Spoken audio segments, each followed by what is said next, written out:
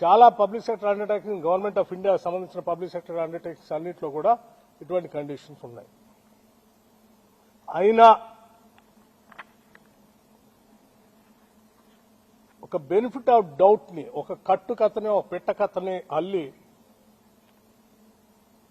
తెలంగాణ ప్రజల్ని మభ్యపెట్టడం కోసం తను ఒక కథనం రాశాడు. కాబట్టి మేము నిజాయితీగా ఉంటామే కాదు, ఉన్నట్టుగా కూడా జనానికి కనపడాలి. ఆ ట్రాన్స్పరెన్సీ కూడా ఉండాలి. That is what I believe.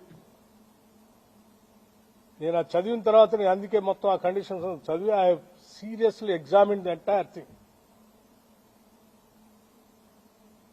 I have asked the Singareni management and the board seriously examining ఇటువంటి ఎలిగేషన్స్ వచ్చినప్పుడు ప్రజలకు స్పష్టత ఇవ్వాల్సిన బాధ్యత మంత్రిగా నా పైన ఉంటుంది. కాబట్టి I have asked them to, I have instructed, not only asked,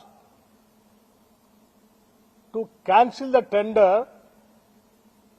and go for a fresh tender with all the Government of India public sector undertakings లో ఏ కండిషన్స్ ఉంటాయో అటువంటి కండిషన్స్ అన్ని ఎగ్జామిన్ చేసి మళ్ళీ పిలవండి. Don't go by this same. ఇంతవరకు అంటే వాళ్ళు చెప్పింది సార్ టెండర్ ఇప్పుడే పిలిచాము, ఇంకా అసలు ఎవరు పార్టిసిపేటే చేయలేదు, అప్పుడే ఎవరికో ఇచ్చినట్టు ఎవరికో ఇవ్వటం కోసం దీంట్లో చేస్తున్నారని రాసిన దానికి